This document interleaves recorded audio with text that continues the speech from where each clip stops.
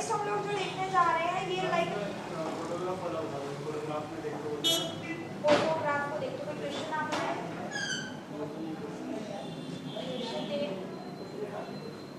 Question तो अभी आज शायद मेरे पास में नहीं, चलो फिर भी एक क्वेश्चन हम ऐसा ट्राई करते हैं। लास्ट क्लास में कोई क्वेश्चन किया था उसमें से है क्या?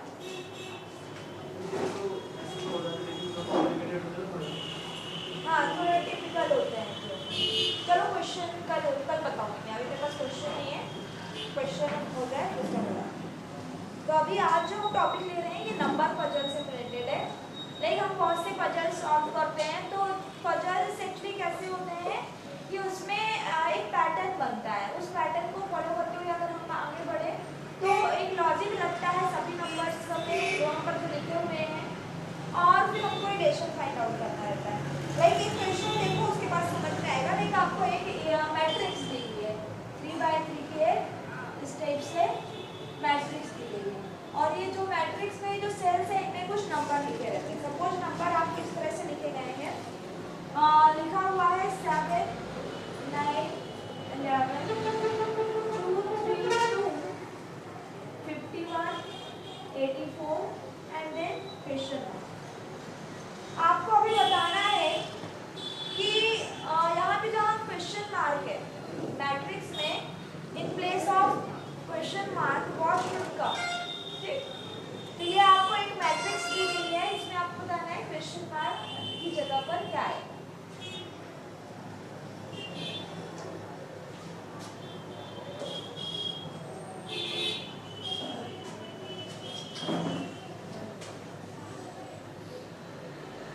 तो इस तरह से कोई भी आपको इमेज दी जाएगी, उसमें कुछ नंबर्स रहेंगे, वो नंबर आपस में कुछ रिलेटेड रहते हैं। तो यहाँ पर जो नंबर्स लिखे गए हैं उनमें एक लॉजिक लग रहा है, ठीक है, वो रो में हो सकता है या कॉलम में हो सकता है। आपको वो लॉजिक आइडेंटिफाई करके बताना है कि क्वेश्चन मार्क की जगह पर क्या नंबर आना चाहिए। ठीक है, तो इस तरह के जो क्वेश्चन आते हैं एग्जाम में मैट्रिक्स वाले, उनमें या तो कॉलम में कोई रिलेशन बनता है या फिर रो में रिलेशन बनता है। ठीक है, तो अभी देखो अगर आप सोचो कि 7 9 11 तो अधिकांशता क्या होता है कि कोई दो ब्लॉक यूज करके तीसरा ब्लॉक बनता है। अगर डिफरेंस ज्यादा है तब तो मल्टीप्लिकेशन का रिलेशन हो सकता है, यदि डिफरेंस कम है दैट मींस ये दोनों ऐड होके ये आ रहा होगा। तो अभी हमको दिख रहा है 11 है, 7 है, 9 है, 7 दैट मींस अगर हम ऐड करके देखें तो 9 + 7 16 होता है। ठीक है, फिर 3 + 2 5 होना चाहिए। इस तरह से हम कुछ लॉजिक लगाने की कोशिश करते हैं, तो रो में अभी हमें लॉजिक नहीं समझ में आ रहा। ठीक, अभी आप इसमें देखो तो 7 2 और फिर 51 दिया है, 9 3 84 दिया है, और यहाँ पे क्वेश्चन मार्क कॉलम में अगर देखें तो अभी आप क्या समझोगे कि यहाँ पे दो नंबर तो बहुत छोटे हैं, लेकिन ये एक नंबर इतना बड़ा कैसे हो गया। ठीक है, दैट मीन्स ये नंबर जो आ रहा है वो या तो इन नंबर्स को स्क्वायर करने पे आ रहा होगा या मल्टीप्लाई करके स्क्वायर करने पे आ रहा होगा। ठीक है, तो अभी देखो 7 का स्क्वायर अगर आप करो तो 49 होता है। ठीक है, और 49 51 के जस्ट आसपास है, और 49 + 2 करो तो 51। यहाँ पे ऐसा लॉजिक लग सकता है। ऐसे ही तो 9 का स्क्वायर आप देखो तो 81 होता है, 81 + 3 कीजिए तो 84 होता है। तो यहाँ पर कॉलम में एक लॉजिक लग रहा है, और वो क्या लॉजिक लग रहा है कि इन दो नंबर इसको स्क्वायर करके दूसरा वाला नंबर जो है कॉलम में उसको ऐड कर दो तो तीसरा नंबर आ जाता है। दैट मींस ये 51 कैसे आया होगा, फर्स्ट नंबर है इस कॉलम में, 51 कैसे आया होगा, 7 का स्क्वायर हुआ है +2 हुआ है, तो ये आ जाता है 7 का स्क्वायर कितना होता है 49 और +2 = 51, और ये 51 यहाँ पर लिखा गया है। ठीक, तो इस तरह से आपको वो लॉजिक आइडेंटिफाई करना है कि वो कॉलम में लग रहा है या रो में लग रहा है। अगर सेम लॉजिक दूसरे कॉलम में भी लग रहा है दैट मीन तीसरे कॉलम में भी यही लॉजिक लगेगा, थर्ड कॉलम में भी यही लॉजिक लगना चाहिए। अगर आप देखो तो ये इसमें भी क्या हो जाता है 9 का स्क्वायर + 3 = 84, और 84 ये लिखा हुआ है। ठीक है, इसका स्क्वायर कीजिए, ये नंबर प्लस कीजिए तो 84 आ जाता है। तो इन द सेम मैनर अगर आप यहाँ पे पता लगाना चाहते हैं कि क्या आएगा तो आपको क्या करना पड़ेगा, 11 का स्क्वायर + 2, और 11 का स्क्वायर होता है 1 2 1 + 2 दैट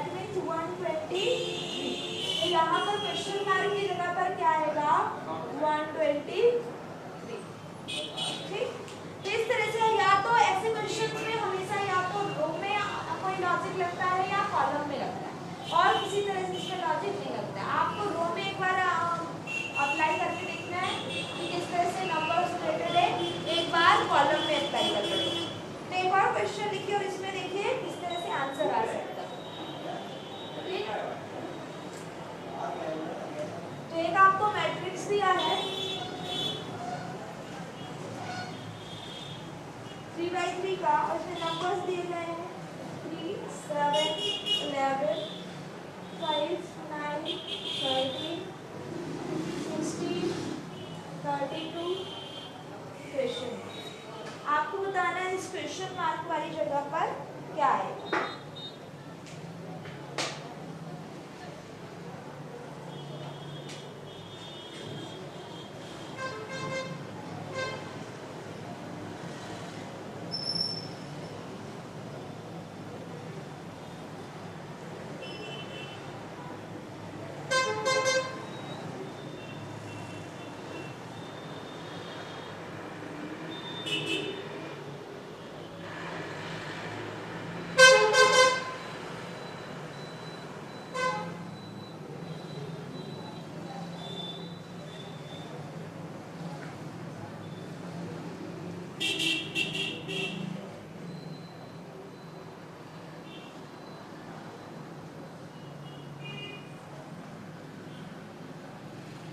या तो आप रो में अप्लाई कीजिए ऑपरेशन, या फिर आप कॉलम में अप्लाई कीजिए।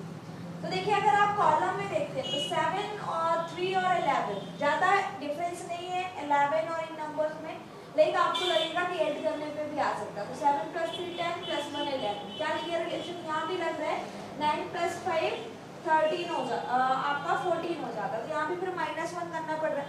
तो एक जैसे लॉजिक नहीं लग रहा है, मतलब ये कॉलम में हमारा लॉजिक नहीं चल पा रहा है। तो आप दूसरे तरीके से सोचिए, क्या 5 और 3 से 16 लाया जा सकता है। अगर यहाँ पे रो में आप देखिए तो 5 + 3 कितना होता है 8, 8 का डबल कीजिए तो कितना आता है, इन दोनों को जोड़िए और फिर डबल करके यहाँ पे लिखा हुआ है। ऐसे 7 + 9 कितना होता है आपका 16, और 16 का फिर डबल करके यहाँ पे कैसे -3 का स्क्वायर, ऐसे भी आ जाएगा, लेकिन आंसर सेम ही आएगा, उससे भी उस लॉजिक से भी आपका आंसर सेम आएगा। ऐसे यहाँ पर देखिए 11 + 13 आप करेंगे तो कितना हो जाएगा आपका, how much it will be 24, और 24 का आप डबल करोगे तो कितना हो जाएगा 48, तो यहाँ पर क्या आना चाहिए 48। तो इस तरह से आपको दो हिंट मिलेंगी ऑलरेडी सॉल्व, उससे आपको समझना है कि कैसा पैटर्न बन रहा है, देन थर्ड में बिल्कुल वही लॉजिक आपको अप्लाई करना है। एक और क्वेश्चन लिखिए और इसमें देखिए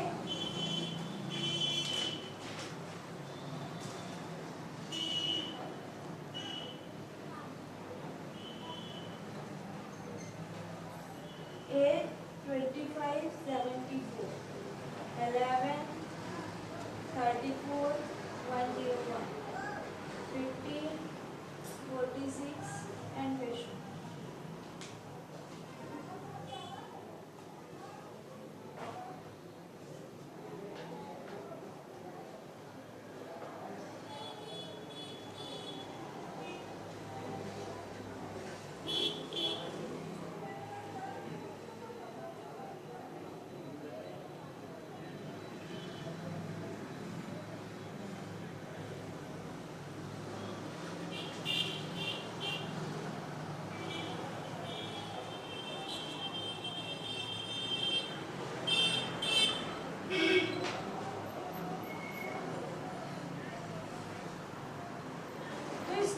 क्वेश्चन होते हैं, अगर आप जितना प्रैक्टिस करोगे उतना बनेगा, ठीक है। ये एक तरह से इसमें कुछ पैटर्न, पर्टिकुलर पैटर्न है, या तो मैट्रिक्स का क्वेश्चन आएगा या भी मैं आपको कुछ पैटर्न बताऊंगी, उन्हीं में से ही क्वेश्चन, इसके क्वेश्चन फिक्स है कि ऐसे ही पैटर्न में आना है, इतने पैटर्न के ही आना है, ठीक है। तो अगर वो पैटर्न आपने प्रैक्टिस कर लिए तो एग्जाम में बिल्कुल आपसे बन जाते हैं।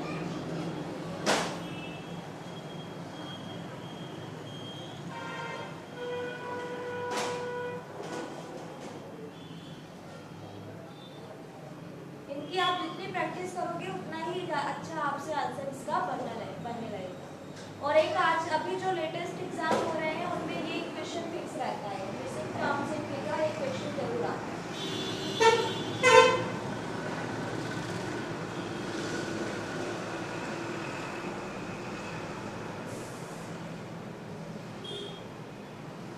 इसमें अगर आप रो में देखें तो 8, 11 और 15, तो 8 में कितना प्लस हो रहा है फिर कितना प्लस हो रहा है उस हिसाब से देखो, तो इसमें में भी आपको लॉजिक ना मिल पाए। लेकिन अगर आप कॉलम में देखते हो तो देखो सभी नंबर्स जो हैं, जैसे 8 से फिर 25 लिखा है, तो 25 8 का लगभग 3 टाइम्स, डिफरेंस बहुत ज़्यादा है।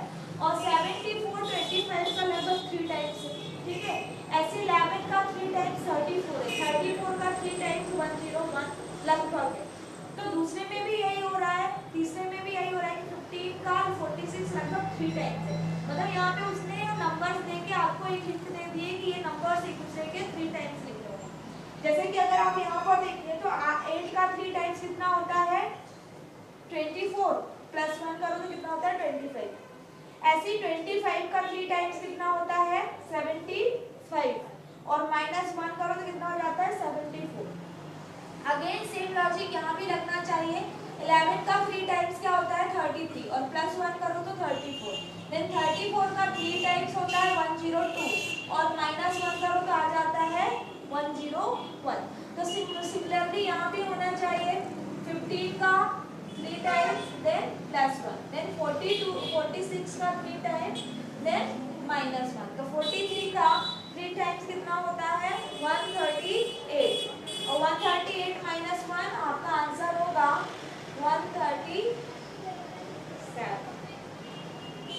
तो इस तरह के क्वेश्चंस जब तक आप प्रैक्टिस नहीं किए रहेंगे थोड़ा प्रॉब्लम आ सकती है, ठीक है। नेक्स्ट क्वेश्चन लिखिए।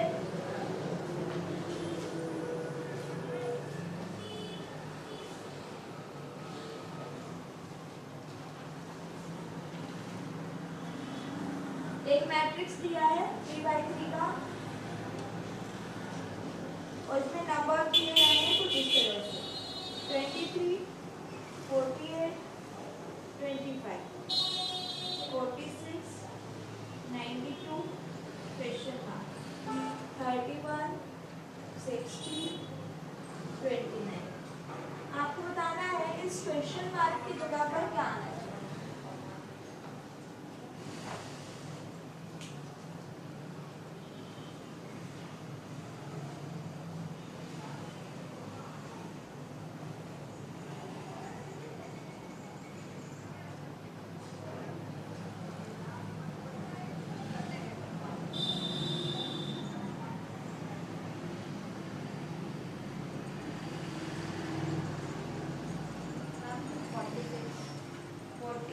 Very good.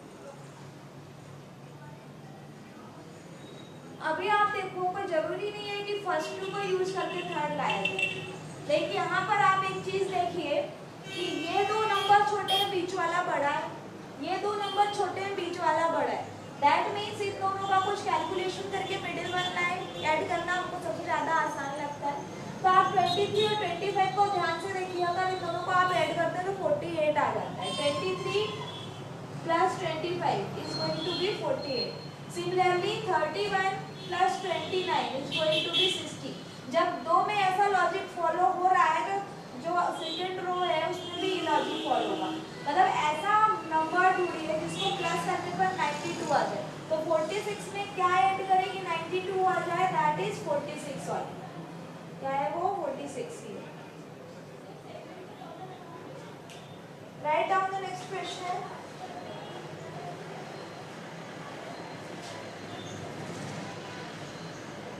ये भी आपका 3x3 का मैट्रिक्स है, और इसमें आपको नंबर्स दिए गए हैं 3, 5, 4, 8, 14, 11, 25, क्वेश्चन मार्क 34। आपको बताना है क्वेश्चन मार्क की जगह पर क्या आएगा।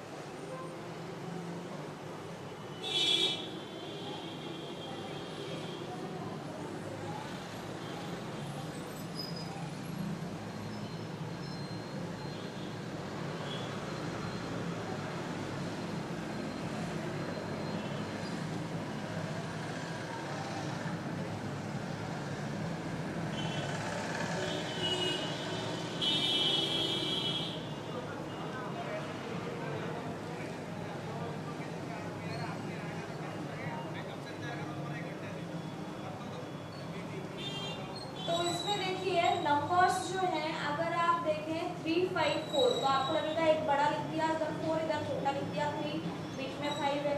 तो ऐसा लॉजिक क्या दूसरे में लगता है? ऐसा नहीं लगता। दैट मीन्स कुछ ऐड करके कुछ कैलकुलेशन है, ठीक है।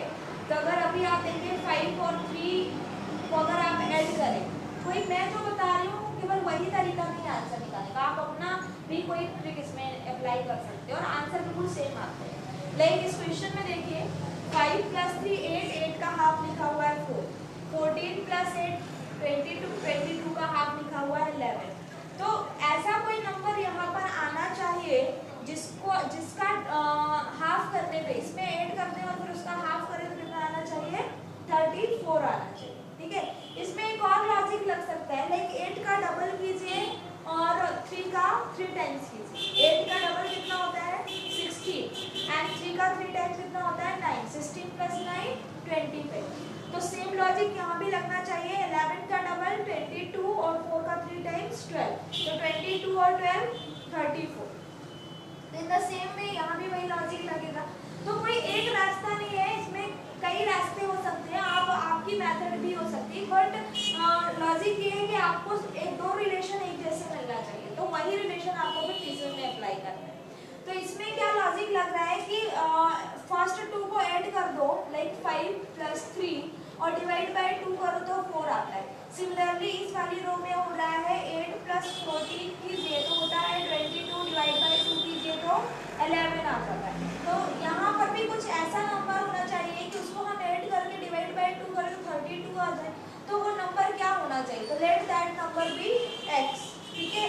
वो नंबर क्या होगा? x होगा। तो अगर आप 25 प्लस वो नंबर जोड़े और हाफ करें तो कितना आना चाहिए? 34। दैट इज 25 + x = 34 का डबल कितना होगा? 68। अब x की वैल्यू आपको यहाँ से पता चल जाएगी कितना होगा? 68 - 25। दैट इज कितना आंसर होगा आपका? 43। तो x की वैल्यू क्या होगी? 43।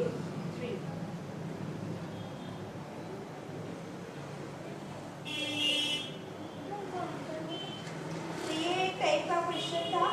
एक और लास्ट क्वेश्चन हम लोग देखते हैं, इसको करने की कोशिश कीजिए। एक 3x3 की ही मैट्रिक्स है।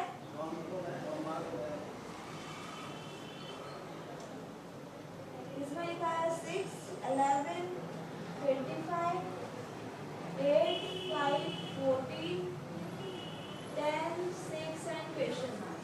आपको बताना है इस क्वेश्चन मार्क वाली जगह पर क्या आना चाहिए।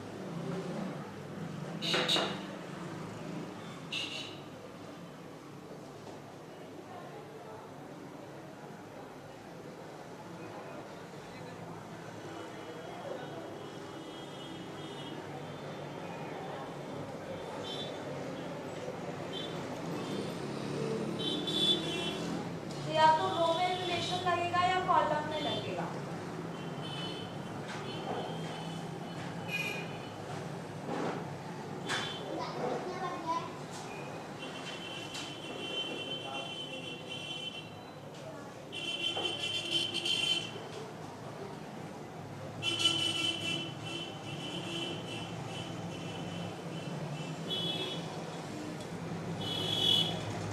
तो इसमें देखिए अगर आप कॉलम में देखते हैं 6, 8 एंड 10 तो नंबर्स कुछ मिलते जुलते हैं, ज़्यादा डिफरेंस नहीं है। दैट मीन्स एडिशन से कुछ समझ में आ सकता है। लाइक आप ऐड करो तो 14 होता है, देन -4 करो तो हो सकता है 10 हुआ हो, देन अगेन ऐड करो -4 करो तो लॉजिक नहीं बन रहा है।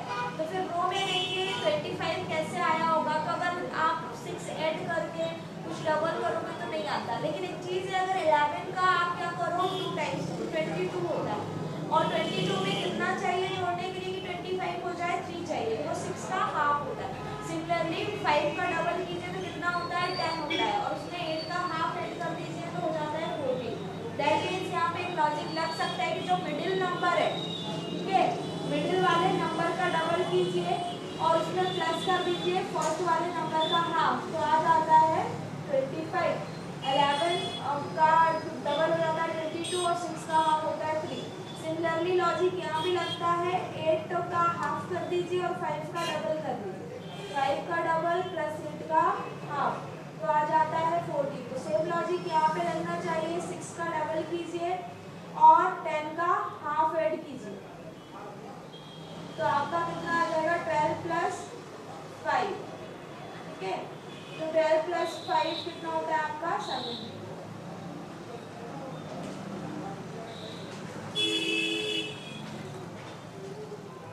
तो एक ये टाइप का क्वेश्चन था। ठीक है, एक और क्वेश्चन कीजिए, इसमें देखिए कैसे लॉजिक लग रहा है।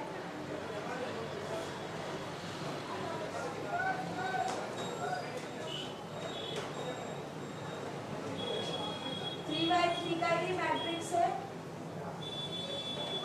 इसमें आपको दिया गया है 6, 21, 36, 9, 45, 81, 7, क्वेश्चन मार्क 49।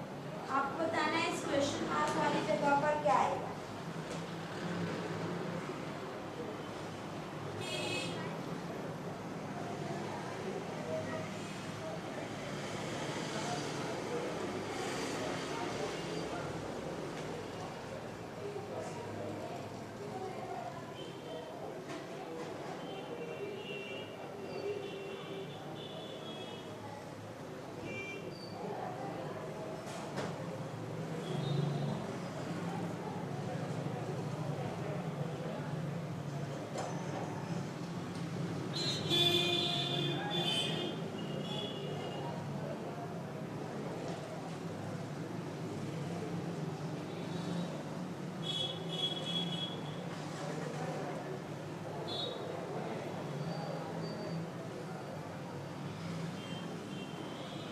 तो इसमें देखिए, लाइक आप देख रहे हैं 21, 6, 21, 36, ठीक है, देन 9, 45, 81।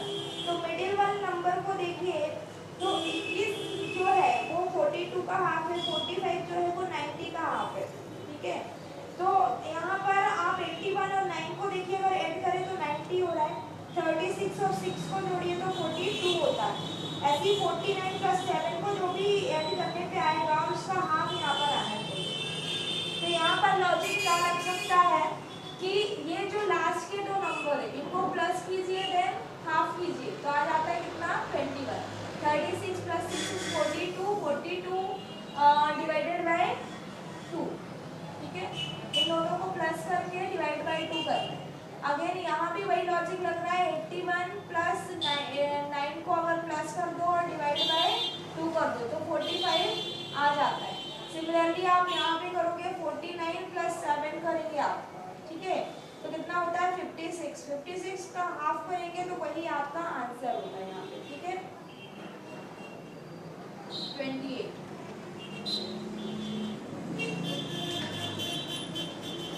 तो ये क्वेश्चन में भी अभी आपको डिफिकल्ट लग रहे होंगे, लेकिन जब ऐसे क्वेश्चन आप प्रैक्टिस कर लोगे तो यही पैटर्न आते हैं, या तो स्क्वायर होके माइनस होता है, या तो जुड़ के हाफ होता है, या तो जुड़ के डबल होता है। यही पैटर्न है जो एग्जाम में पूछे जाते हैं। अगर ये पैटर्न आपने प्रैक्टिस किए तो क्वेश्चन देखते से ही समझ में आ जाता है कि क्या होता है, लेकिन ऐसे क्वेश्चन बिना प्रैक्टिस के आपको नहीं बनेगा। अब हम लोग नेक्स्ट टाइप पे चलते हैं। नेक्स्ट टाइप का एक क्वेश्चन इस तरह से आता है, जैसे कि आपको ऐसे आप लोगों ने न्यूज़पेपर में भी पजल्स देखे होंगे, न्यूज़पेपर में भी आता है कि बताइए यहाँ पे क्या होना चाहिए। तो यहाँ पर आपको इस तरह से क्वेश्चन दिया हुआ है। लॉजिक वही है कि दो जगह जो लॉजिक फॉलो हो रहा है वही लॉजिक तीसरे में भी लगेगा, तो आपको आंसर बताना। इस तरह से कुछ बाइसिकल दिया गया है और यहाँ पे कुछ नंबर्स लिखे गए। यहाँ पे लिखा हुआ है 2, 4, यहाँ पे लिखा हुआ है 20, यहाँ लिखा है 3, 9, 90 और यहाँ पे लिखा हुआ है 1, 5 एंड क्वेश्चन मार्क। आपको बताना है इस क्वेश्चन मार्क वाली जगह पर क्या आएगा। तो दो आपको पूरे फील्ड दिए हुए हैं, एक में क्वेश्चन मार्क है, तो दो में लॉजिक लगाइए, वही लॉजिक तीसरे में लगेगा।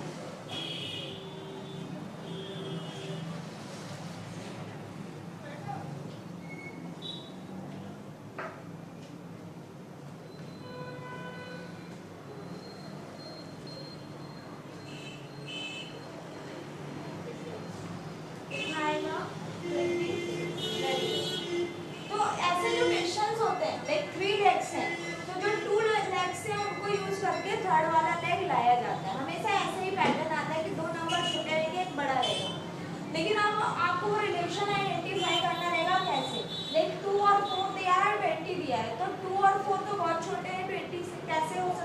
या तो स्क्वायर हुआ होगा या जुड़ के मल्टीप्लाई हुआ होगा। तो अगर आप देखें तो 4 का स्क्वायर 16 होता है और 2 का स्क्वायर 4 होता है। तो अगर 4 का स्क्वायर और प्लस 2 का स्क्वायर ऐड कर दे तो बराबर 20 आ जाता है। सिमिलरली दूसरे वाले इमेज में देखें तो इसमें भी वही हो रहा है, 9 का स्क्वायर प्लस 3 का स्क्वायर ऐड कर दे तो 9 का स्क्वायर 81 और 3 का स्क्वायर 9, ये हो जाता है 90। सिमिलरली जब दो में ये लॉजिक फॉलो हो रहा है तो इसमें भी फॉलो होगा, दैट मीन्स 5 का स्क्वायर प्लस 1 का स्क्वायर, इट मीन्स 26। तो यहाँ पर क्या आना चाहिए 26। ठीक, तो ऐसे क्वेश्चंस में जनरली ऐसे ही होता है कि दो लेग के नंबर्स को यूज करके थर्ड लेग लाया जाता है। जो दो लेग साथ में है उनके नंबर्स का कुछ कैलकुलेशन होके थर्ड वन आता है। तो इसी तरह का नेक्स्ट क्वेश्चन लिखिए और इसमें बताइए। क्वेश्चन आपको दिया हुआ है,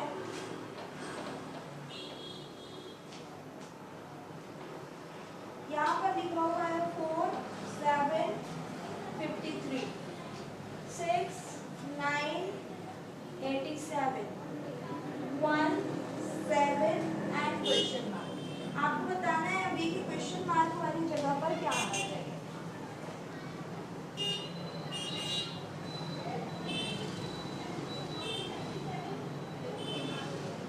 ना 50, वेरी गुड। तो सेम लॉजिक लग रहा है आई थिंक यहाँ पर भी, लाइक 7 और 4 बहुत छोटे हैं, 53 बहुत बड़ा है, दैट मीन्स स्क्वायर या मल्टीप्लिकेशन का रिलेशन। तो आप स्क्वायर देखिए 7 का स्क्वायर ऑलमोस्ट 53 के इक्वल होता है, लेकिन और क्या चाहिए 53 बनाने के लिए 4 हम ऐड कर दें। तो 7 का स्क्वायर प्लस 4 कितना होता है 53। यहाँ पे ये लॉजिक लग सकता है 7 का square plus 4 is equal to 53। Similarly यहाँ पे वही लॉजिक लगना चाहिए, 9 का स्क्वायर प्लस 6 इज 87। जब दो में को लॉजिक फॉलो हो रहा है तो इसमें भी फॉलो होगा, 7 का स्क्वायर प्लस 1 इज 50। ठीक, तो इस टाइप से क्वेश्चंस होते हैं। बस आपको पैटर्न का आइडिया हो तो आंसर देखकर ही आप आंसर गेस कर सकते हैं कि क्या आंसर हो सकता है। एक टाइप और आता है इसमें, इसको देखिए इस तरह के क्वेश्चंस कैसे करेंगे।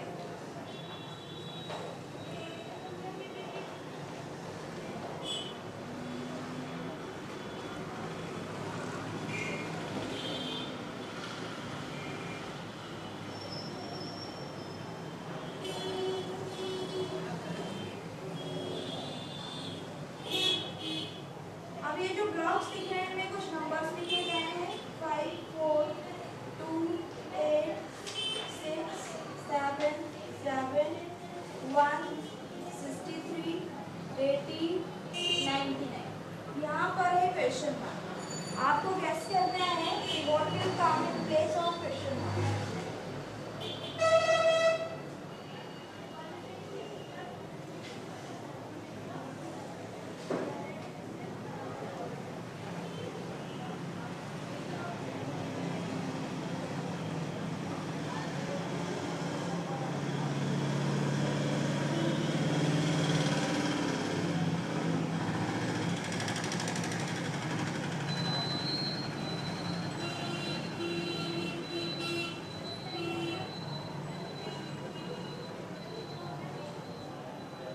इस तरह के क्वेश्चन, इस तरह की इमेज में जो क्वेश्चंस आएंगे उनमें ऐसा पैटर्न लगता है, इनमें इस तरह का लॉजिक लगता है, like this part is related, this part is related somehow, this part is related somehow, in the same way these will be related. ठीक है, तो आपको इस तरह का जब भी पैटर्न आए तो अगर आइडिया है कि इसमें ऐसा रिलेशन लगता है तो बहुत इजीली आंसर पता चल जाएगा। लाइक 5 और 4 दिया है तो उससे 80 कैसे लाया जा सकता है। तो आपको पता है 5 प्लस 4 9 होता है, तो 9 का स्क्वायर 81 होता है, वो 81 में माइनस 1 कीजिए तो 80 आ जाएगा आपका। सिमिलरली 8 प्लस 2 10 होता है और 10 का स्क्वायर 100 होता है, 100 माइनस 1 कीजिए तो 99 होता है। सेम रिलेशन यहाँ भी लगेगा, मतलब 3 जगह ये वैसा रिलेशन लग रहा है तो यहाँ भी ऐसा लगेगा। तो क्या कर रहे हैं लोग 5 प्लस 4 कर रहे हैं, उसका square then -1। Similarly 8 plus 2 then उसका स्क्वायर देन -1। तो आ जा रहा है आपका क्या 99 यहाँ आ जाएगा, यहाँ पर आपका 80 आ जाएगा। सिमिलरली यहाँ पर भी देखिए 7 प्लस 1 का स्क्वायर दैट इज 8 का स्क्वायर 64 -1 63।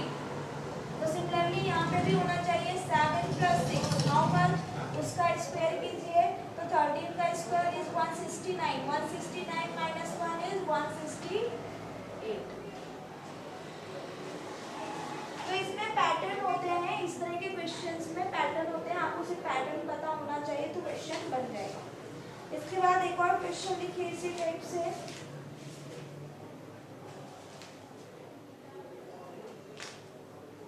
अब कभी कभी आपको ट्रायंगल में भी क्वेश्चन आ सकता है, कभी कभी सर्कुलर में भी इस टाइप से मिसिंग नंबर्स रहते हैं। तो एक हम सर्कल वाला पैटर्न करते हैं। आपको एक क्वेश्चन दिया गया है इस तरह से, 3 सर्कल्स हैं, उनमें कुछ नंबर्स लिखे गए हैं 4, 4, 3, 5 और यहाँ पर लिखा हुआ है 8, 7, 5, 4, 6, 2 और यहाँ पर लिखा हुआ है 8, 7, 3, 6 और देन आपको यहाँ पर दिया गया है क्वेश्चन मार्क। अभी आपको पता लगाना है कि इस क्वेश्चन मार्क वाली जगह पर क्या आना चाहिए।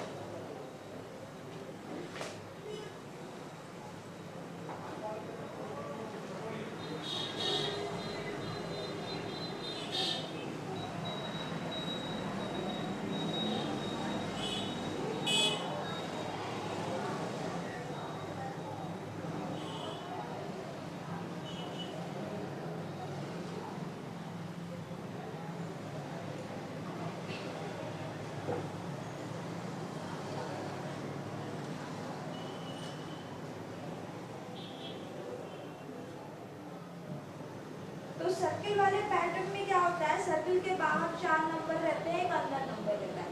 तो इसमें हमेशा ऐसा ही लॉजिक लगता है कि बाहर वाले नंबर्स का कैलकुलेशन करके अंदर वाला नंबर लाते हैं। अब वो कैलकुलेशन कैसे होता है, या तो सभी को जोड़ के खुद से डिवीजन करो या सामने सामने के नंबर्स का कुछ कैलकुलेशन होता है।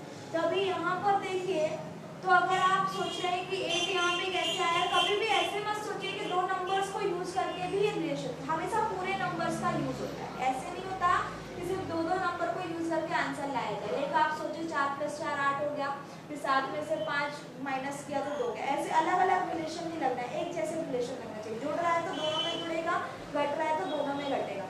तो अभी ऐसा लॉजिक नहीं लग रहा है तो हम अपना दूसरा लॉजिक लगाते हैं। अगर हम देखें 5 और 4 का मल्टीप्लाई करें तो होता है 20। सामने सामने के जो नंबर्स है, लाइक 5 ये वाला 5 और ये वाला 4, तो 5 × 4 करें तो होता है 20। और अगर उसमें से हम माइनस कर दें 4 × 3 तो आ जाता है 8। सिमिलरली यहाँ भी हम करें 6 × 5 करें, ठीक है, तो कितना हो जाता है आपका 30।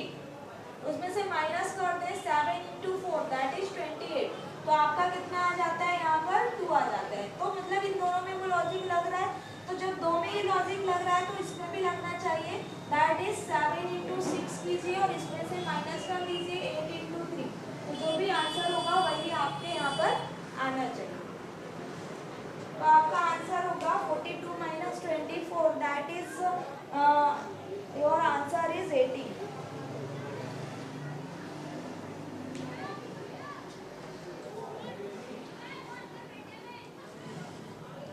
यहाँ पर आपका आएगा 80। तो इस तरह से सर्किल वाले जो क्वेश्चन होते हैं उसमें आउटर नंबर्स का कैलकुलेशन करके, कोई 2 नंबर नहीं पूरे नंबर्स लेना है और उनका एनी हाउ कैलकुलेशन करके जो सेंटर वाला नंबर रहता है वो वाला नंबर आता है। तो ये लॉजिक आपको फॉलो करना है। एक ट्रायंगुलर में भी ऐसा ही पैटर्न आता है, ट्रायंगल्स के कॉर्नर पे नंबर रहता है और एक अंदर साइड में नंबर रहता है। फिर एक ऐसा क्वेश्चन भी हम लेते हैं जो ट्रायंगल वाला पैटर्न है। क्या था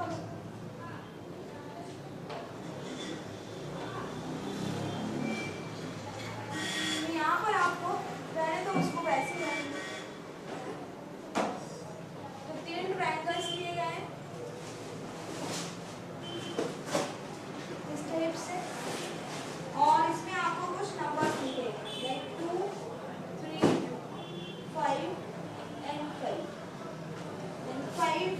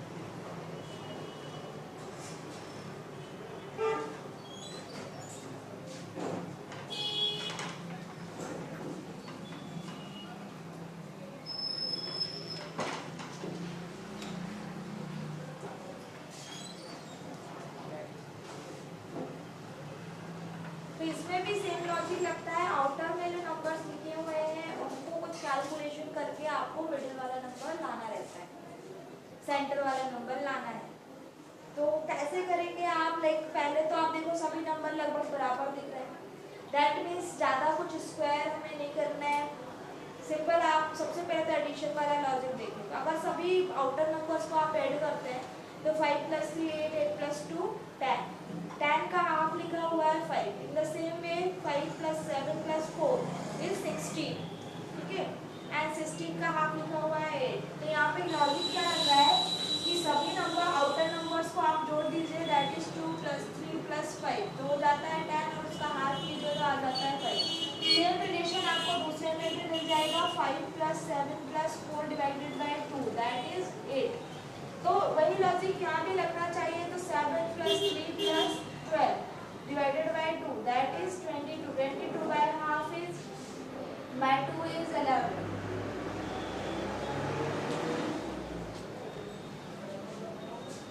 तो एक और देखिए क्वेश्चन ट्रायंगल वाला ही, और इसमें देखिए कैसे लॉजिक लग सकता है। तो 3 ट्रायंगल दिए गए हैं और उनमें कुछ नंबर्स हैं। इसमें लिखा हुआ है 3 5 11 9, यहाँ पर लिखा हुआ है 8 12 6 12 7 6 5।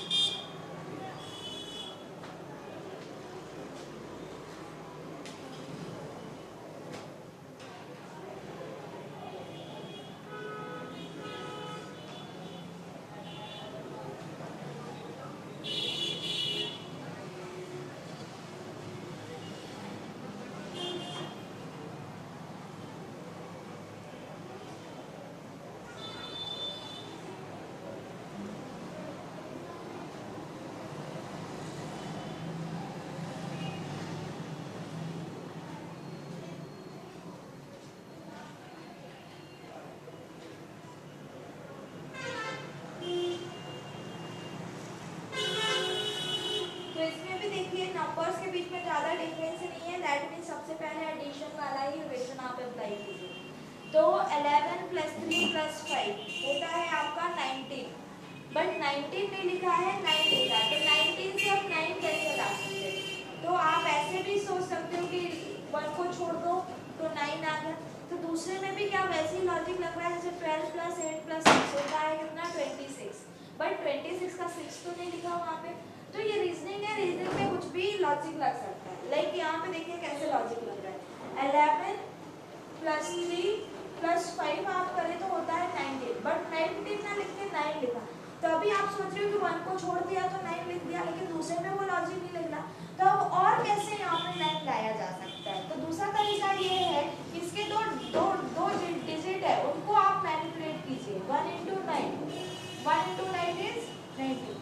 सिमिलरली 8 + 6 + 12 करेंगे तो 26 आएगा। अब 26 में 2 डिजिट है 2 और 6, तो अगर इनको आप आपस में ही मल्टीप्लाई करते हो तो आ जाता है 12। तो अभी ये लॉजिक लग रहा है। सिमिलरली तो आपको यहाँ भी करना है 7 + 6 + 5, अगर इसको आप जोड़ते हो तो आपका कितना हो जाता है ये 18, और 18 के ये 2 डिजिट है उनको आपस में आप मल्टीप्लाई कीजिए तो आंसर आ जाता है 8। दैट मीन्स यहाँ पर आना चाहिए 8।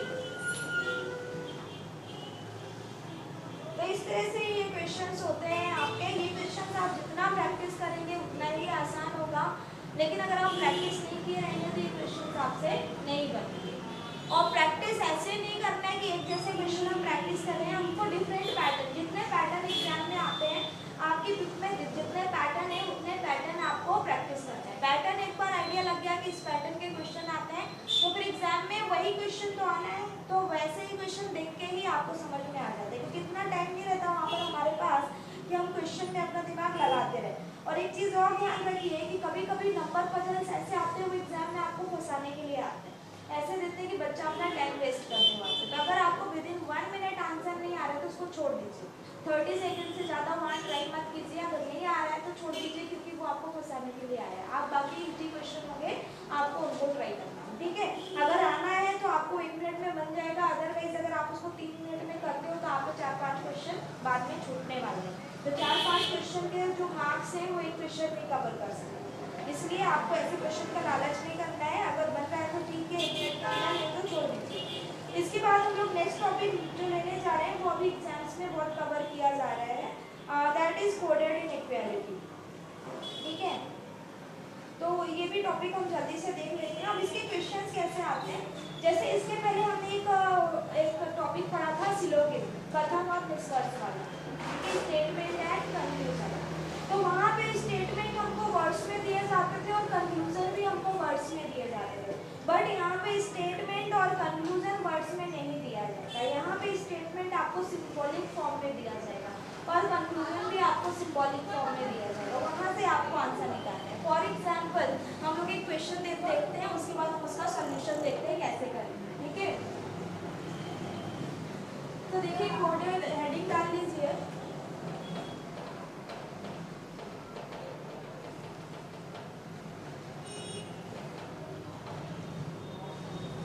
इसमें क्वेश्चन सबसे पहले हम देखते हैं। जैसे क्वेश्चन में आपको सबसे पहले क्या दिया रहेगा, स्टेटमेंट।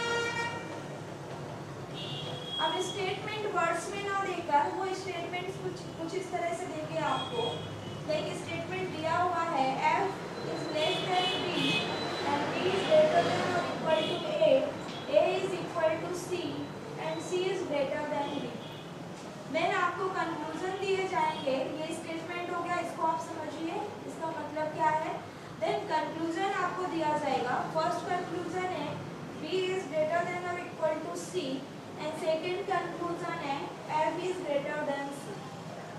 ठीक है, तो ये स्टेटमेंट है और दो कंक्लूजन दिए गए। अभी क्वेश्चन कैसे आता है कि ये स्टेटमेंट है और उसके नीचे दो कंक्लूजन दिए गए हैं, you have to choose the conclusion that follows the statement, जो स्टेटमेंट के अकॉर्डिंग सही बैठता है।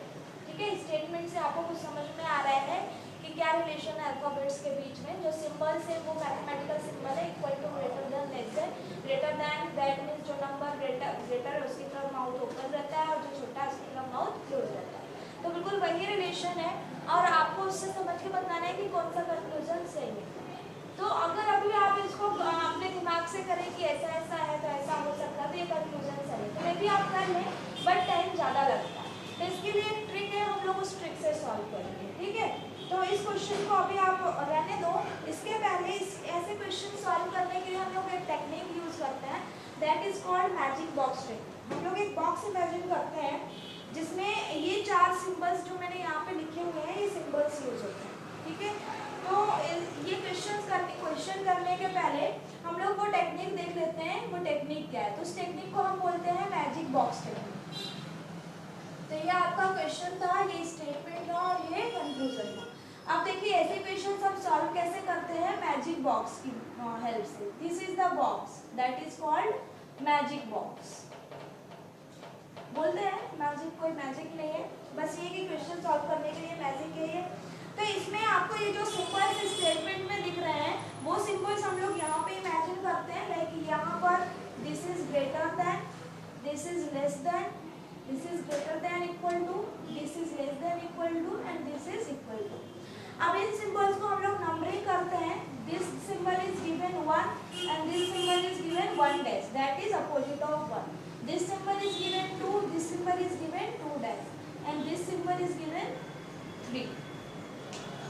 अभी मैंने इनको ऐसे नंबरिंग क्यों की है, तो ये सिंबल्स आपने देखे बॉक्स में, इस तरह से सिंबल इमेजिन कीजिए और उनको हम नंबरिंग कर दिया। अब इसमें कुछ आपको रूल्स याद रखना है। क्या रूल्स याद रखना है, आपको रूल्स देखिए। जब भी आपको दो सिंबल साथ में मिलते हैं, सपोज रूल्स इसके रूल्स आपको याद रखना है।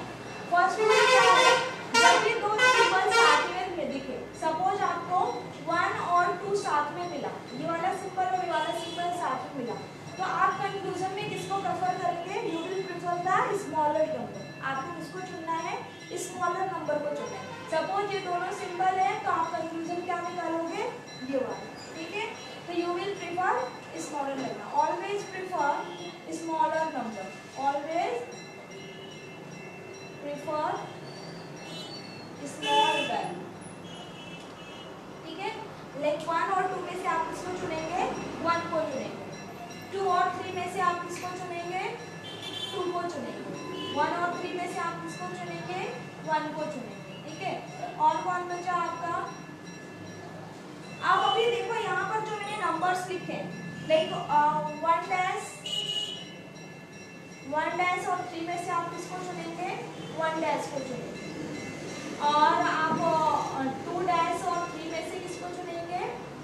2 डैश को चुनेंगे, ठीक।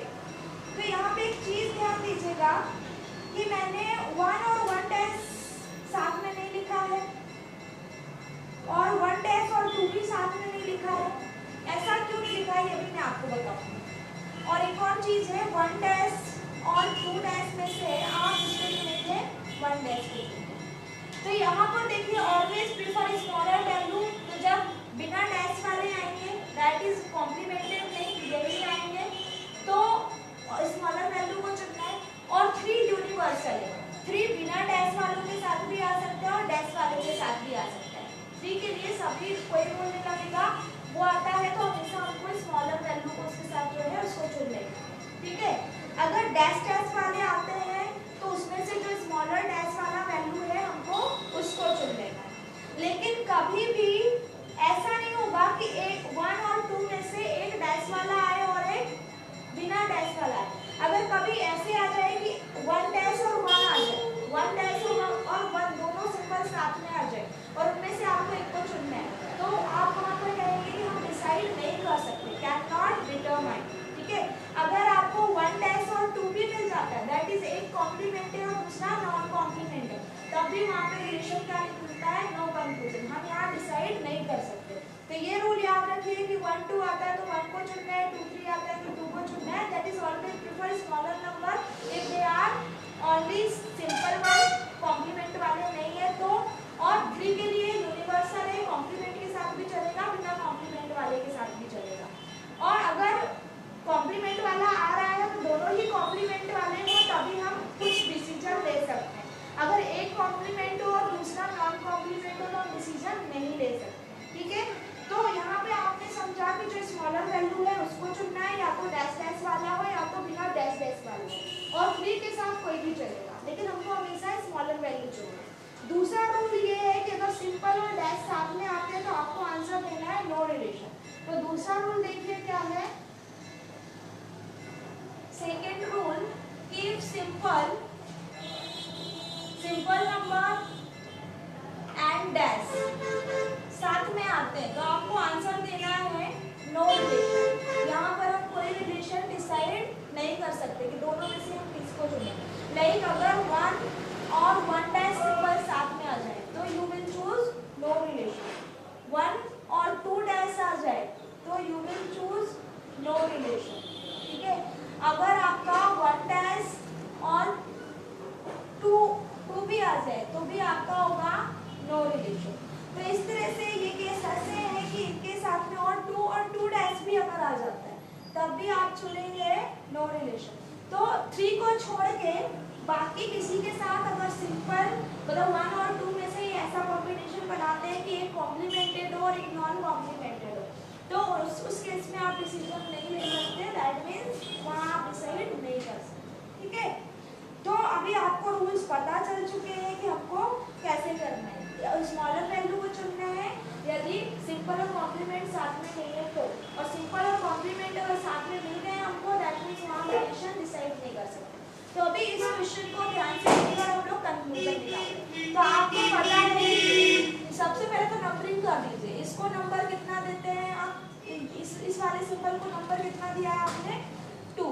कंक्लूजन में भी नंबरिंग कर दीजिए, यहाँ भी नंबरिंग कर दीजिए। इसको आपने नंबर कितना दिया है? 1। यहाँ पर कितना नंबरिंग दिया है आपने? लेस देन को 1 dash, greater than equal to को 2, इक्वल टू को 3 और ग्रेटर देन को 1। अभी देखो फर्स्ट कंक्लूजन। अब आपको स्टेटमेंट समझना नहीं कि क्या बोल रहे हैं, बस हमने नंबरिंग कर दी है। अभी हमको क्या देखना है? बी और सी के बीच में रिलेशन देखना है। तो जहाँ पर बी है और जहाँ पर सी है उसके बीच में नंबर्स देखिए क्या क्या आया है। 2 आया है और 3 आया है, ठीक है। तो अभी मैं आपसे पूछूं कि डिसीजन लीजिए कि बी और सी के बीच में कौन सा रिलेशन आएगा, 2 वाला आएगा या 3 वाला आएगा। तो रूल के अकॉर्डिंग क्या चुनना है आपको? Smaller value. तो आप आंसर क्या देंगे? 2। दैट मीन्स यहाँ से रिलेशन क्या निकलेगा कि B इज ग्रेटर देन और equal to C। That means हमको ये वाली वैल्यू चुनना है और वही हमको फर्स्ट कंक्लूजन में दिया गया है। तो ये हमारा आंसर बिल्कुल सही, ये कंक्लूजन हमारा फॉलो करता है, ये कंक्लूजन हमारा सही है। नेक्स्ट देखिए F और C के बीच में देखिए, तो F और C के पास आप जाइए, कौन कौन से नंबर मिले हैं 1 2 और 3। तो अगर 2 और 3 होते तो चल जाता, 1 3 होते तो चल जाता, बट अभी हमको क्या मिल गया है F से C तक जाने में हमको 1 और 2 मिल गया। जैसे ही कॉम्प्लीमेंट और ये नॉन कॉम्प्लीमेंट वैल्यू एक साथ आ जाए तो हमारा आंसर क्या होता है नो रिलेशन। अगर 1 और 2 साथ में आ जाए तो नो रिलेशन। दैट मीन्स यहाँ पे हम इसके बीच में रिलेशन स्टेब्लिश नहीं कर सकते। तो ये कंक्लूजन हमारा बिल्कुल सही नहीं है। हमारा आंसर सिर्फ क्या होगा, केवल पहला कंक्लूजन है जो स्टेटमेंट के अकॉर्डिंग सही बैठता है, दूसरा सही नहीं है। तो इस तरह के क्वेश्चंस आते हैं, इनमें केवल आपको ये नंबरिंग का ध्यान देना है और अपने आप कंक्लूजन समझ में आ जाएगा। तो नेक्स्ट क्वेश्चन लिखिए और इसमें बताइए, स्टेटमेंट आपको दिया गया है, लिखिए स्टेटमेंट। स्टेटमेंट दिया गया है F is less than A, A is equal to B, B is greater than equal to C and C is less than equal to D, less than equal to D। ये statement है। अब पहला आपको conclusion दिया गया है कि B is greater than F, क्या ये कंक्लूजन सही हो सकता है? और B ऑप्शन दिया है A is greater than equal to C, या फिर ये कंक्लूजन सही हो सकता है?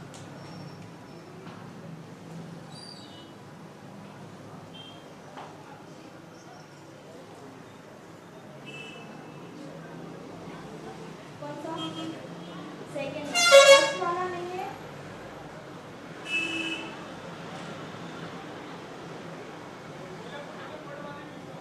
तो अभी हम नंबरिंग कर देते हैं। यहाँ पे less than that means 1 equal to that means 3, greater than equal to that means 2, less than equal to that is 2। अभी हमको B और F के बीच में रिलेशन चाहिए, ठीक है?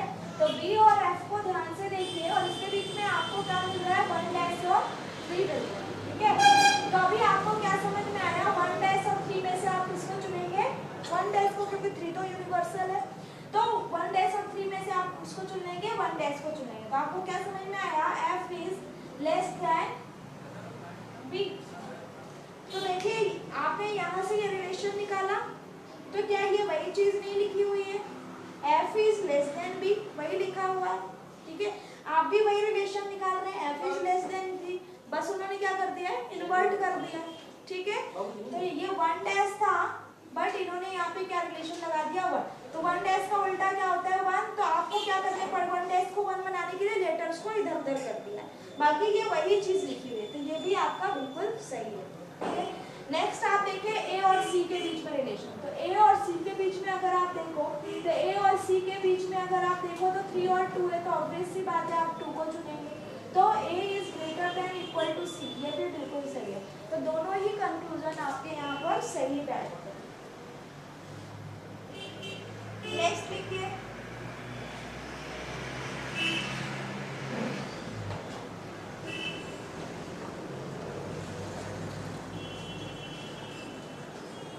स्टेटमेंट दिया हुआ है E is less than equal to D, D is greater than A, A is greater than equal to B and B is equal to C। This is statement. आपको conclusion first दिया गया है कि B is equal to E, this is conclusion, and second आपको conclusion दे रहा है कि C is less than A। आपको बताना है दोनों कंक्लूजन में से कौन सा है जो फॉलो कर रहा है, या फिर दोनों ही कर रहे हैं, या फिर दोनों ही नहीं कर रहे हैं।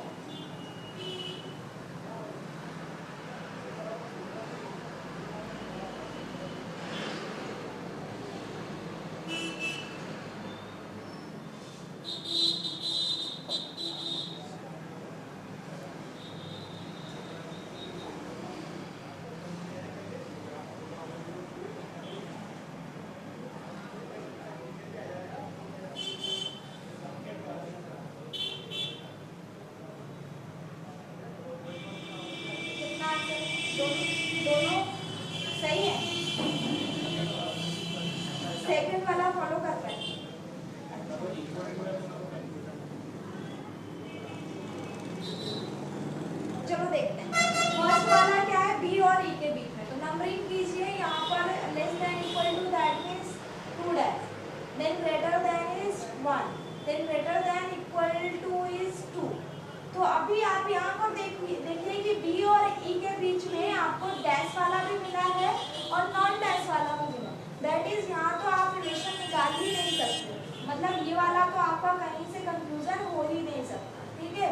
आप सेकेंड वाला देखिए सी और ए के बीच में, तो सी और ए के बीच में अगर आप देखें तो मिला है 2 और 3, तो 2 और 3 में से आप इसको चुनेंगे, 2 को चुनेंगे। That is a is greater than और इक्वल टू सी, या ऐसा बोलो c is less than equal to a. But अब हमको आंसर में क्या दिया है कि सी इज लेस देन, जबकि हमारा आंसर क्या होना चाहिए, लेस देन इक्वल टू, ठीक है। तो आपको लगेगा कि लेस देन भी हो सकता है, ठीक है, तो ये सही है। बट यहाँ पे हमारा रिजल्ट क्या है, हमारा है लेस देन और इक्वल टू, बट इसने सिर्फ क्या दिया है, लेस देन। दैट मीन्स हमारा ये भी सही है। अब कभी कभी एक स्टेटमेंट ना देकर दो स्टेटमेंट दे दिए जाते हैं, तो उस वैसे क्वेश्चन हम कैसे करेंगे। कभी कभी आपको डायरेक्ट ये सिंबल ना देके आपको कुछ सिंबल्स, आपको ये ग्रेटर देन लेस देन ना देके कुछ सिंबल्स दे दिए जाएंगे। लाइक एट द रेट का मतलब होता है लेस देन, डॉलर का मतलब होता है that dollar means less than और इक्वल टू। इस तरह से आपको और कोडिंग कर दी जाएगी यहाँ पे, तो फिर आपको वो कोड इंटरचेंज करके देन आपको ये मेथड अप्लाई करना है, ठीक है। तो अभी आप प्रैक्टिस करोगे आगे तो ऐसे क्वेश्चंस में भी देखोगे। तो यहाँ पर देखिए नेक्स्ट क्वेश्चन स्टेटमेंट दिया गया है,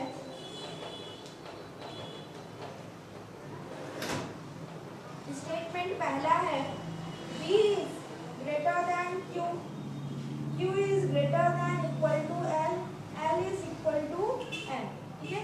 ये पहला स्टेटमेंट है। और दूसरा स्टेटमेंट भी आपको दिया गया है। दूसरा स्टेटमेंट कैसे दिया गया है, R is greater than P is equal to P is greater than equal to N। ये दो स्टेटमेंट दिए गए हैं। फिर आपको कंक्लूजन दिया गया है, बताइए इन दो स्टेटमेंट में से कौन सा कंक्लूजन है जो सही बैठता है। तो फर्स्ट कंक्लूजन आपको दिया है R is greater than equal to M, ये हो सकता है। और दूसरा कंक्लूजन दिया गया है कि P is greater than Q, या फिर ये सही है।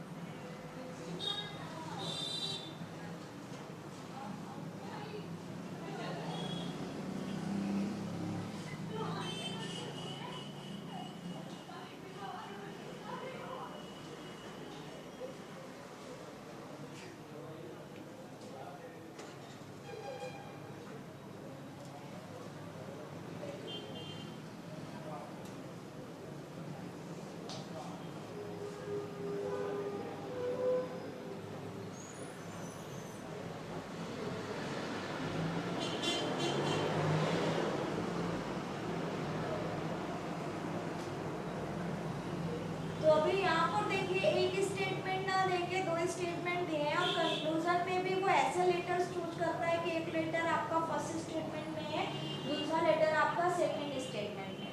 तो देन रिलेशन हम कैसे आइडेंटिफाई करें, तो इस केस में आप एक ऐसा कॉमन लेटर निकालें जो दोनों में, ठीक है। तो ऐसा कॉमन लेटर जो दोनों में है वो कौन सा है, आपका बी है, ठीक है। तो बी के साथ आप एम का रिलेशन देख लीजिए और बी के साथ आप आर का रिलेशन देख लीजिए। तो बी बीच में कॉमन है, तो कॉमन कॉमन अगर बैलेंस हो जाएंगे तो फिर आर और एम के बीच में आपको रिलेशन पता चल जाएगा। लाइक फर्स्ट स्टेटमेंट में देखिए this is 1, this is 2, this is 3, ठीक है। This is 1, this is 3, this is 2। तो अभी आपको आर और एम के बीच में रिलेशन चाहिए, बट आर की स्टेटमेंट में एम नहीं है और एम के स्टेटमेंट में आर नहीं है, तो क्या किया जाए, डायरेक्ट पता नहीं चल रहा। तो एक ऐसा कॉमन लेटर ढूंढिए जो दोनों में है, दैट इज बी। तो बी का एम के साथ क्या रिलेशन है, ठीक है। तो अगर बी का एम के साथ आप रिलेशन देखो तो 1, 2, 3 में से आप किसे चुनोगे, छोटे को 1 को चुनोगे, that is b is greater than m, ठीक है। फर्स्ट स्टेटमेंट में से ये पता चला। अब भी इसमें भी कॉमन है तो जस्ट बी के नीचे बी लिखिए सेकंड स्टेटमेंट के लिए, और बी का आर के साथ रिलेशन देखिए तो वो तो डायरेक्ट ही पता चल रहा है कि B is less than R. तो अब ये बीच में यहाँ पर भी 1 है और यहाँ पे भी ये 1 है, ठीक है, और बीच में ये बी दोनों में कॉमन है। तो 1 और 1 जब आए तो किसको चुनना है, 1 1 है तो 1 ही रिलेशन होगा, 1 1 साथ में आते हैं तो रिलेशन भी 1 का निकलता है। दैट मीन्स यहाँ से आप रिलेशन क्या निकाल सकते हैं, R is greater than M, ठीक है, R is greater than M, but हमको क्या दिया है, ग्रेटर देन और equal to M, that means ये वाला कंक्लूजन सही नहीं है, हमको कंक्लूजन क्या मिलना चाहिए था, R is greater than M। Similarly second case में P और Q के बीच में जाना है, बट P इधर है और Q उधर है, तो फिर से कॉमन लेटर देखिए B अभी भी कॉमन है, तो B का Q के साथ क्या रिलेशन है कि B is greater than Q, then B का P के साथ क्या रिलेशन है, B is equal to P, B is equal to P, तो अगेन यहाँ पे 3 है और यहाँ पे आपका 1 है, तो 1 और 3 में से आप किसको चुनेंगे, ऑब्वियसली बात है आप 1 को ही चुनेंगे और B तो बीच में कॉमन है, तो आप P और Q के बीच में रिलेशन कौन से आएगा, ग्रेटर देन का 1 आप चुनेंगे और यहाँ पे 1 ही है, दैट मीन्स ये वाला कंक्लूजन आपका बिल्कुल सही है। नेक्स्ट लिखिए,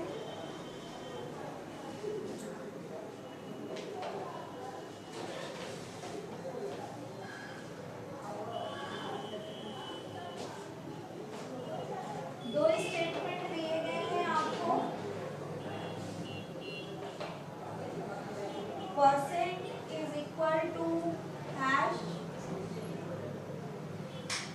ग्रेटर देन 1 ग्रेटर देन और equal to 2, this is first statement, ठीक है, तो ये सिंबल्स जो है ये लेटर्स का काम कर रहे हैं अभी हमारे यहाँ, तो और ये जो है ये वो है आपके जिनको आपको नंबरिंग करना है, ठीक है।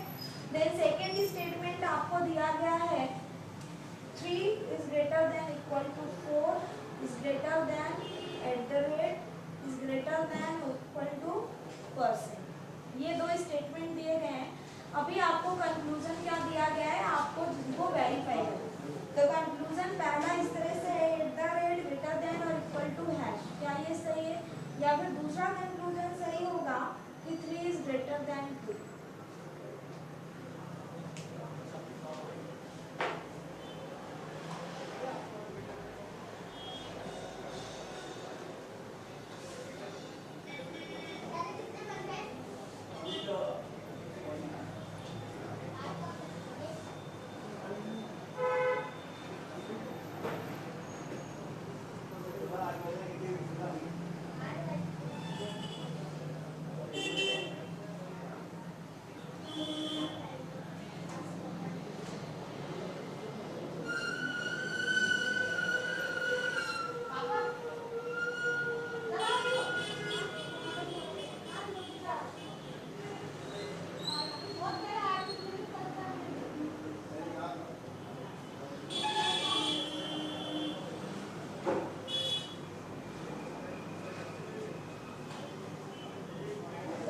क्या आंसर है इसका, दोनों शुरू है, वेरी गुड। तो यहाँ पर देखिए आपको यहाँ भी वैसे ही था कि ये @ और हैश अलग अलग स्टेटमेंट में, दैट मीन्स कुछ कॉमन ढूंढना है, तो कॉमन अभी आपको क्या दिख रहा है, परसेंट दोनों में, तो @ का रिलेशन परसेंट के साथ देखिए क्या है, तो @ इज ग्रेटर देन और इक्वल टू %, ये आपको यहाँ पे नंबरिंग कर लो, ग्रेटर देन और इक्वल टू क्या होता है आपका 2, ये भी 2 है, ये 1 है, ये 3 है, ये 1 है और ये आपका 2 है, तो अभी आपको @ का मिल गया परसेंट के साथ, अब हैश का रिलेशन देख लीजिए परसेंट के साथ, हैश का रिलेशन देख लीजिए परसेंट के साथ, तो परसेंट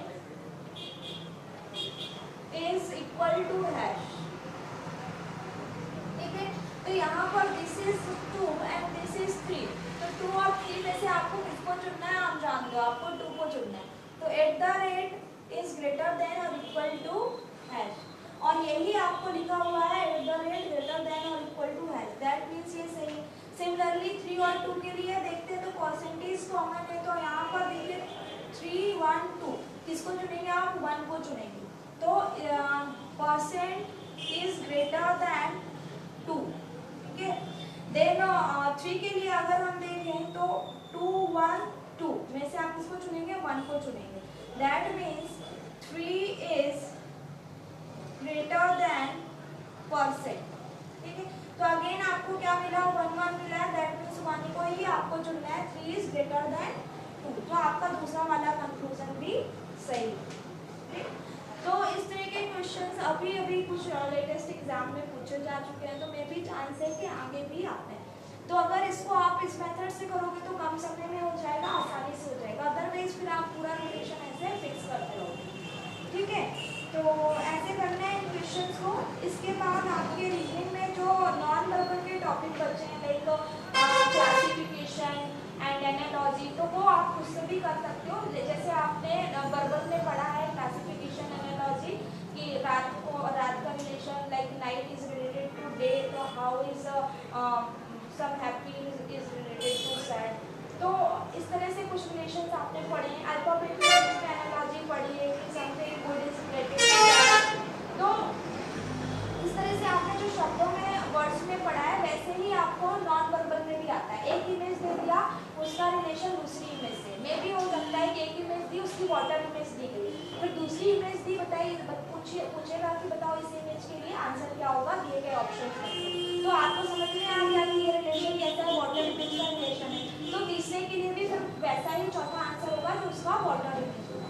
तो ये कहलाता है एनालॉजी। सीरीज में भी ऐसे रहता है, जैसे आपने नंबर सीरीज पढ़ी है कि एक लॉजिक से वो सीरीज आगे बढ़ती है। तो जो डायग्राम्स की सीरीज होती है उसमें भी ऐसा होता है कि डायग्राम में कुछ लॉजिक से डायग्राम्स आगे बढ़ते हैं। ठीक है, तो वो मैं नहीं कवर कर रही हूँ, उसको आप सेल्फ अपने से कीजिएगा। बाकी अगर वीडियो में हुआ तो है वो टॉपिक भी करना है। ठीक है, 1 तारीख से आपका जो भी मैथ या जो भी सब्जेक्ट स्टार्ट होगा तो सभी। ठीक है, संडे ऑफ